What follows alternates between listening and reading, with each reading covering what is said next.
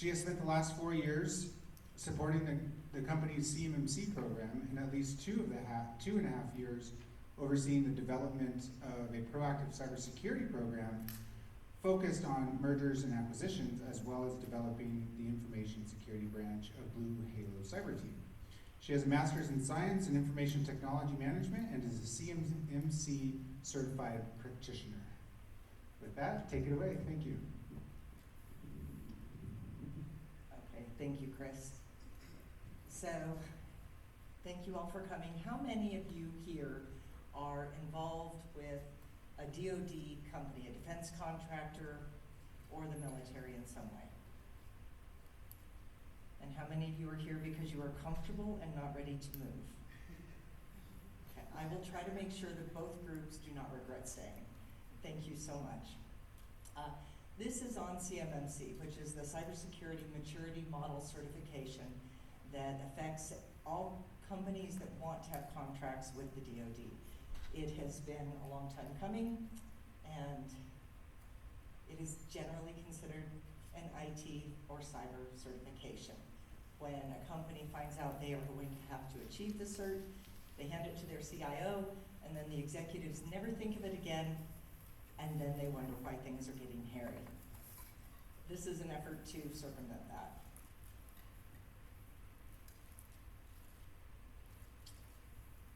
And move forward.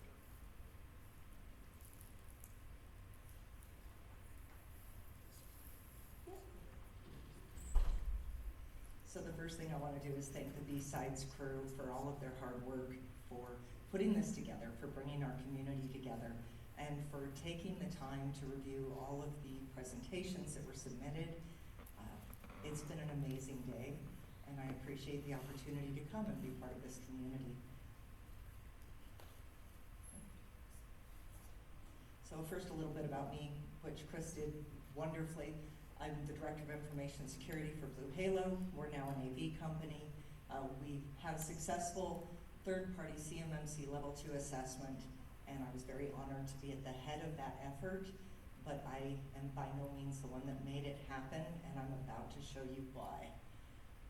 We are responsible for all of our enterprise GRC, and it's a wonderful job. I am a CCP, also a CCA for the certified through the Cyber AV, which means I'm also a CMMC assessor. I want to be polyglot and a glutton for punishment. So what is CMMC? I like to think of it as the price we pay for assuming. Back in 2016, DFARS 252.204.7012 was released, and that one said that we had to have certain incident reporting practices in place, and we had to set up our information systems according to a NIST special publication that we lovingly call 800-171. We were all the defense contractors supposed to be compliant with that no later than December 31st of 2017. 3 years later, it wasn't helping. We weren't cutting down on the loss of controlled unclassified information and exfiltration and breaches, so they stepped it up. And then in 2020, we had 3 different DFARS clauses added all about the same time that sort of stepped up our game. 7019 says, okay, now you have to do an assessment on that framework, the 800-171, and you have to tell us that you did it by uploading a score into a portal. You have to do it at least every 3 years, and you must have a system security plan in order to upload your score. And the defense companies said, we've got it. They also said the DoD can come in and assess you against what you've uploaded at any time. And we said, that's great. Unfortunately, what we found was that there was a significant gap between what defense companies assess themselves at for compliance and what the DoD found when they came in and looked at the same evidence. That led us to what we call 7021, the CMMC clause, where they said, okay, we're going to change things up, we're going to require third-party certification, and we're going to really, really make sure that you are doing what you need to do. CMMC is based on the same framework, the same 110 security controls that 800-171 has, but it is not the same assessment. You can be compliant with 800-171 and completely miss the mark when it comes time to assess for CMMC. Part of that is that CMMC includes assessment objectives that are taken from a completely different document, 800-171A. There are 320 of those, and you have to meet each and every one of them that are related to a control for the control itself to be met. And I'll show you some examples of this later. The CMMC uses the CMMC assessment guide and methodology, which are a little bit different from 800-171. And historically, you could have a plan of action. You could say, we've done 98 of these, and we have 12 on our list of things to get to in the next year, and here's our closeout date, and we're good to go. To get a CMMC Level 2 third-party certification, you have to have every single objective met. So the stakes are a little bit high. One of the biggest differences I run into is asset categorization. And I've talked to a lot of defense contractors who've been doing this for years. They may have a wonderful information system set up, but they don't realize that there are different treatments for different types of assets. They are CUI assets, security protection assets, specialized assets like your OT, your IoT devices, your manufacturing equipment, and your government furnished equipment. You also have your contractor risk managed assets, which have their own special subset of requirements, and then your out of scope assets. So those are some of the differences. You'll notice it says briefly, there are entire conferences focused on this.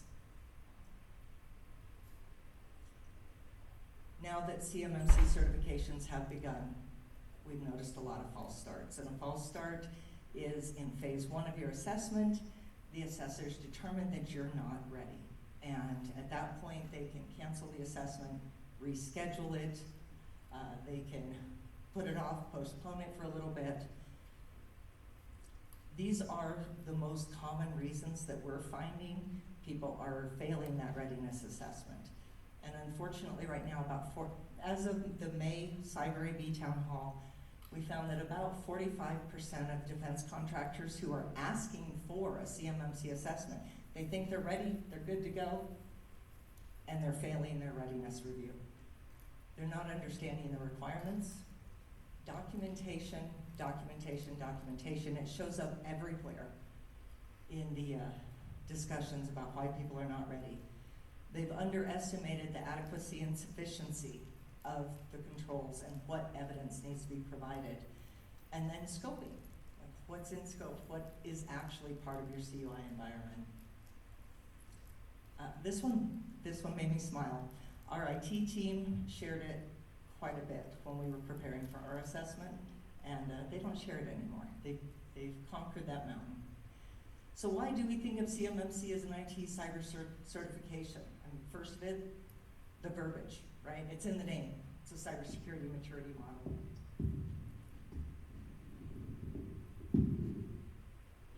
But in addition to that, if you go to the NIST glossary, it's actually called the Computer Resource Center. When you look at the topics within CMMC, you're looking at networking, encryption, cryptography, you're looking at access controls and provisioning accounts. That all sounds like IT to me, right? But unfortunately, it's accurate, but it's not comprehensively true.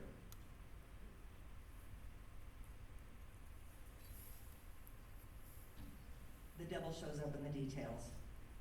These controls are based, as I said, on passing all of the assessment objectives within a control, and sometimes you'll have one control with objectives that are shared among different departments within your company.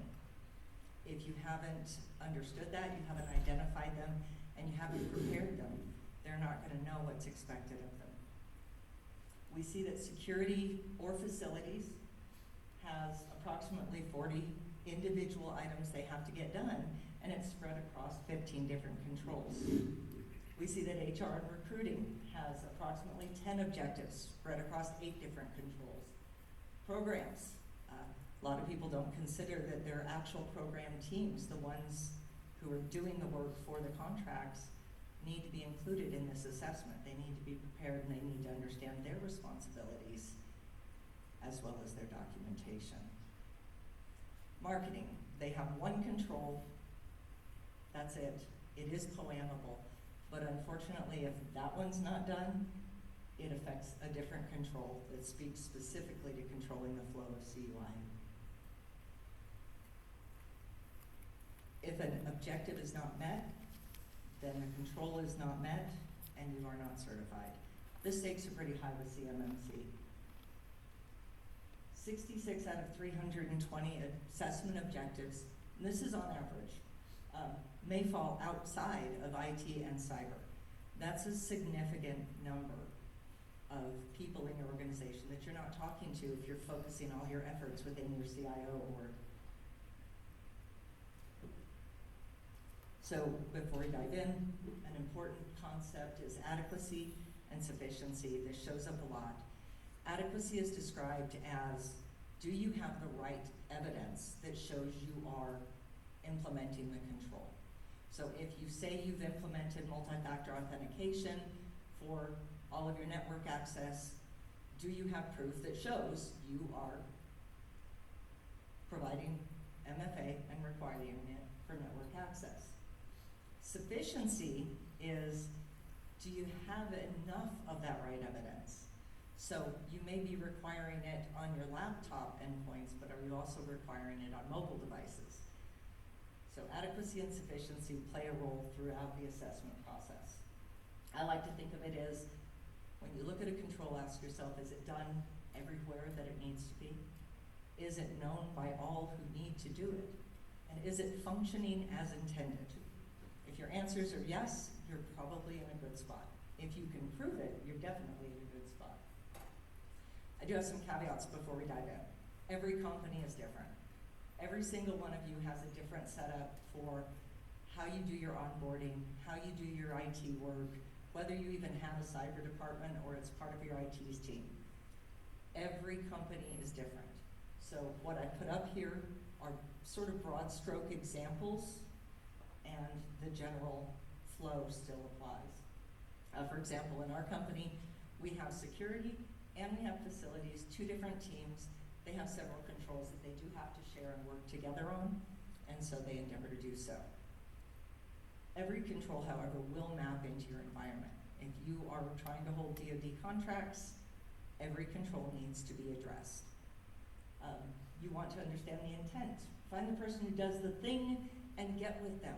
Talk to them, understand how they do it, help them understand what they need to do, and then document it. So what follows is not a complete list or description, it's just illustrative. So here are some security examples. These are some of the controls that are likely to fall under a security team or a facilities team. And you can see that they range from access control, awareness and training, auditing, configuration management, maintenance, media protection, physical protection, personnel. They run the gambit. I'm not going to go into too much detail on the notes in the asterisks, since we don't have a whole lot of DoD folks here, but when the final rule came out in October and they updated the level 2 assessment guide, they did change the numbering. For HR, talent acquisition, recruiting, it doesn't matter how you get them done, however it is that your company brings people in, you're going to want to talk to those teams about these controls specifically and their responsibilities. Programs, again, the people who are actually receiving CUI in your programs, the people who are handling it, they may be generating it. You want to make sure that they understand their role in the environment and the processes that they take. Other relevant departments may be contracts, subcontracts. Several of the DFARS clauses do require flow downs. Are you working with your subcontracts team? Do they understand their responsibilities? And are they prepared to help? Also the risk committee. One of the controls involves risk assessments. And a lot of defense companies say, yes, We have our system security plan, we review it annually. We are checking to make sure our controls are functional and we're updating them when they're not. What they miss, and we'll cover it here in a bit, is that there's an enterprise risk assessment component. Have you talked to your executive leadership? Do they know that they need to be doing an enterprise risk assessment, tracking their own POAMs, and handling that across all of their functional departments? So CMMC really needs to be part of the strategic vision. It is a massive lift, and it affects every department that you have. Executive buy-in up front, it'll reduce conflict, it'll increase your responses from other teams and other departments. It will help incorporate buy-in and culture throughout the company. All departments have to engage on this. This is hard to overstate, because if your security team is not aware that CMMC requirements are different from DCMA, they're gonna give you what they have for DCMA, and it's gonna be good for DCMA. It's not gonna satisfy what you need. You have to have those conversations up front. You have to come to an understanding. And it may be that your IT and cyber team decides to do the cybersecurity awareness training, or it may be that you split the training. There are different levels and different elements, but having the discussions before you try to push for an assessment is crucial. Documentation is going to get in the way of operations. You guys have seen this. It doesn't matter if you're public sector, private sector, nonprofit. Your teams are overworked. They get so busy doing the thing that they don't stop to document how to do the thing. And then they move on and they do the next thing. And eventually, 6 months, a year down the road, you have got incredibly capable, competent people doing amazing things. And if they move to Aruba, you have to start over. This is how it goes. It's not a moral failing. It's not a lack of quality on your teams. It is human nature. We like to get things done, and it feels good to do them well, and then we move on to the next thing that needs to get done. But CMMC is crucial for documentation. You'll see an example enumerated later. Executive introductions, they make a world of difference. If your CMMC lead reaches out to the head of HR and says, I need a list of all of your hires and terminations for the last 12 months, your head of HR is going to wonder, why do you want this? Why should I give it to you? And they're going to finish wondering and move on to their next task, their priorities that are priorities for them. If, however, your CIO provides an email introduction and says, this is Bob, he's our CMMC lead, your department has some things that need to be done, and he will help you get them collected, that is going to make a world of difference in the response that you get, the collaboration you get, and the relationships you build along the way. So how do we identify the right people? We scope our environment. I like to follow the entire life cycle of our people, our facilities, contracts, and resources from when they enter our awareness until they leave our use. We stop interacting with them. As you track that, ask yourself, how do our people find out about us? How do we get our people? Start there. Those are some of the people you need to talk to. Your recruiting, your talent acquisition, your HR teams, your hiring managers. They're going to play roles later on down the line when it comes to authority, least privilege, and a bunch of other seemingly IT requirements that spawn from the authorization outside of IT. Same thing with your facilities.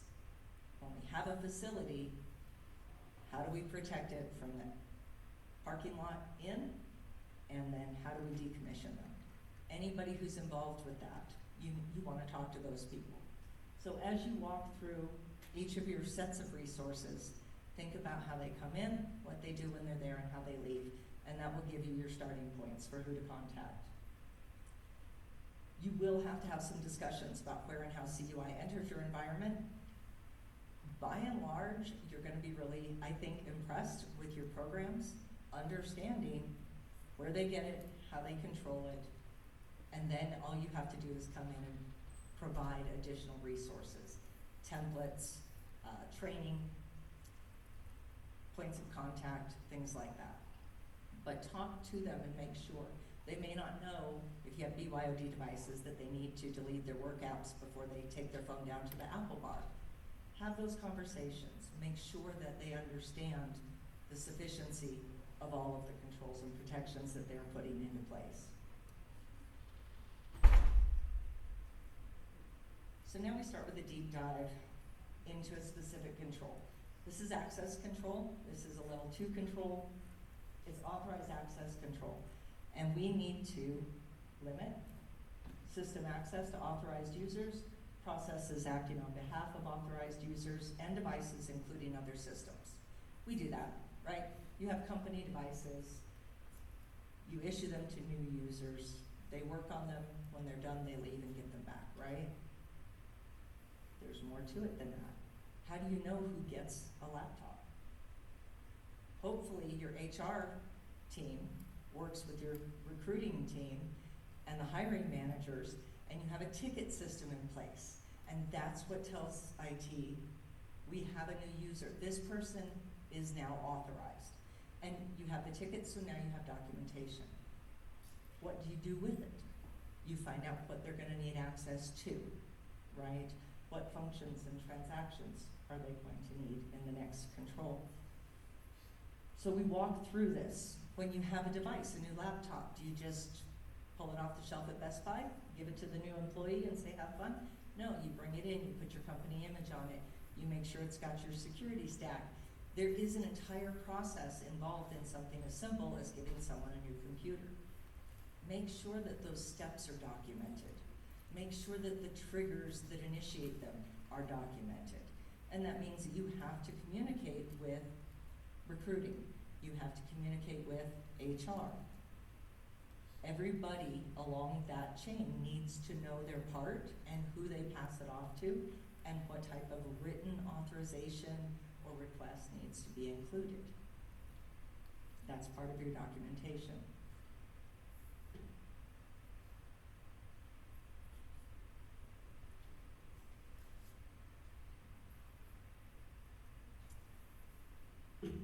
So this one is kind of fun.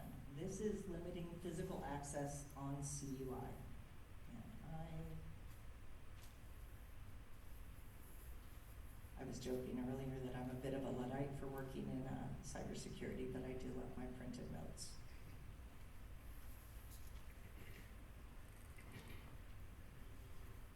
When I have them organized. Okay. So this one is all about your physical operating environment. You're going to need your security team involved in this. They need to know who's authorized to have access to the facility, right? So they have to talk to HR.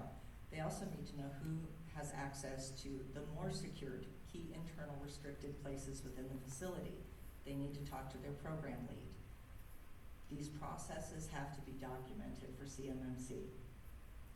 They need to know, do they have access to this lab? Do they have access to that manufacturing lab? And then the operating environments has to be limited to those authorized individuals. And that's where you get into your badging and your other security things. So you can see this control alone is predominantly security with a whole lot of collaboration between recruiting, HR, and programs. This is a fun one. Some of these get a little hairy with a lot of objectives listed beneath them. Define, document, approve, and enforce physical and logical access restrictions associated with changes to organizational systems. I promise you, if you were to walk up to your security team and say, hey, we have an engineer on a program and he needs to stand up a new lab, what does he need to do? They will tell you exactly what he needs to do, and they will be right. If you follow your question with, do you have that in writing? They will not. There isn't a DCMA requirement that says they have to document that, so they haven't. It's not written down, and you're gonna have to ask them to, let's get this written, let's put this in a knowledge book.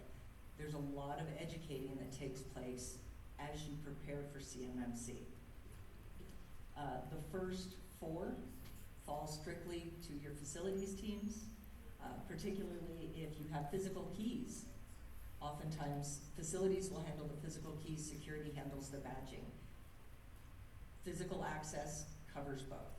So you need to make sure you're talking to both teams and getting documentation from both teams. And then it keeps going and the rest is IT.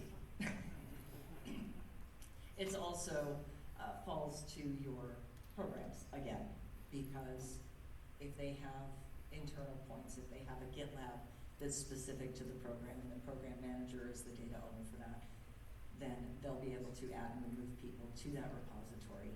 They need to understand, you need to be reviewing this. You need to be documenting when you review it. You need to have a list of triggers already written down that tells you it's time to review it. You know, perhaps a time trigger and an employee change trigger. These are things they're willing to do it, they're happy to do it if they know that it needs to be done. And as a CMMC lead, you want to set everybody up for success. So a word about documentation. There are 102 assessment objectives that begin with identify, define, or specify. Those in writing. You can't just tell the assessor on the site that, oh, this is how we do it. It has to be identified, defined, or specified ahead of time. You can put it in your system security plan, but you are so much better off if you have put it in a policy, if you've put it in your checklists, if you've talked to your contracts team and they have a checklist. Please take the time to understand the requirements, because if one assessment objective is not met, that entire control is not met. And if you don't meet all 110 practices, you don't get your certification. It would be horrible if we hadn't specified something in the time that we took putting in the effort to develop our secure information system, and that's what tripped us up. There are also another 18 assessment objectives that ask us to establish, document, or develop. This tends to speak to things like systems engineering, configuration baselines, architectural engineering, software development. How many of you would have talked to your software developers to prepare for an assessment? Very few do, but they have several controls that they are directly responsible for contributing to, and they need to be able to speak to it. I'm gonna brag on ours for a minute. I brought in one of our fun software developers. He's, like most of them, creative, funny, delightful, and really, really, really just wants to get things done. But he's also become one of our biggest champions. And I knew, based on his willingness to come to us before he installs a package or before he finds a new OS, that he understood what we're doing. So I asked him, would you come talk to the assessors? And he said yes. And the IT guys said, you did what? I said, no, trust me, he's got this. And he showed up and he brought a screenshot of his contract that defined the security controls required for that program. He brought screenshots and did a live demo of his GitLab repository, of their vulnerability scanning, and their flaw remediation. And then he also brought actual copies of his deliverable reports that showed that they were doing that consistently. His interview was a cakewalk for our assessment because he could speak to what he's doing and speak to what he knows is his responsibility. That would not have happened if we'd sprung it on him. That would not have happened if we hadn't communicated holistically the importance of CMMC and the fact that it is an enterprise assessment. It's not an IT. So our key takeaways here are pretty simple. For your executives, they need to be preparing their teams for the effort. They want to set their teams up for success. So your human capital C-suite executive and your finance, your CFO, your CTO, the heads of your business developments and your contracts teams, they need to be prepared to message down that this matters, that there are going to be things that they need to learn and things that they need to implement, and that it doesn't mean they're doing a poor job. It just means that this is a very specific way of approaching what we've been doing, and it's gonna make us better once we've implemented it. They need to support the development of policies and procedures. If you do not have that support, you are not going to get them done, and you are not going to pass your assessment. There is a little bit of leeway in the assessment process, but not having anything of those 102 identify, specify, is not the leeway that the assessors are given. And remind them, we know it's gonna get in the way of our operations. We get that. We wanna make it as painless as possible by helping them understand what needs to be done and knock it out. Ask your executives to provide those introductory communications. Convey that authority to you. I was at a conference a couple weeks ago, and my CIO was pretty excited because Amy Williams was talking about the things you have to do. And you have to identify a lead, you have to empower them and encourage them to get their training and get educated, and he's like, we got this. And then she said the most important thing you have to do is give them authority. And I was ready to elbow him, and then he leaned over and said, or they can just take it. However you need to do it, whatever works in your environment, make sure that your CMMC lead does have the authority to make the asks.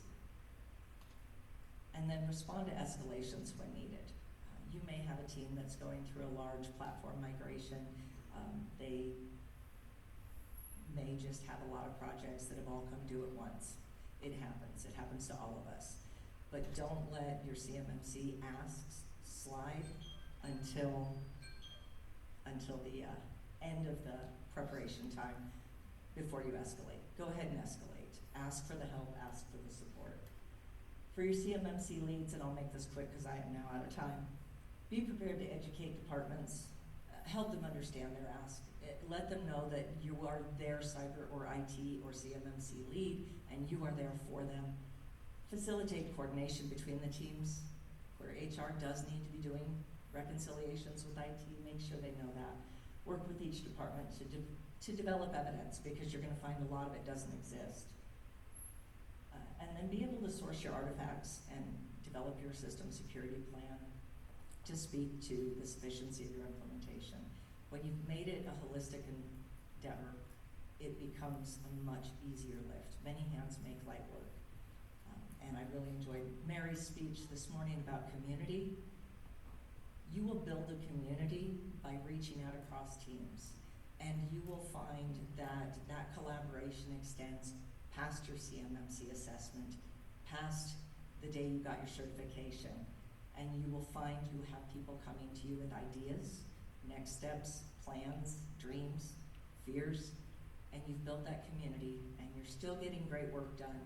And now updating the documentation is much less onerous a task than developing it, but you will be ready. So I have these resources. Does anyone have any questions?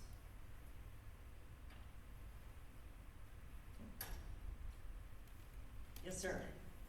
Just a comment. My father was in the Air Force, and relating to documentation, his comment was the airplane can't fly until the weight of the paperwork exceeds the weight of the airplane. He was probably not wrong, actually. Sure. Very much so. So if any of you do end up finding yourselves tasked to lead a CMMC effort and you would like to talk, I am on LinkedIn as Di Edington. I will update my slide deck with that link, or you can find me here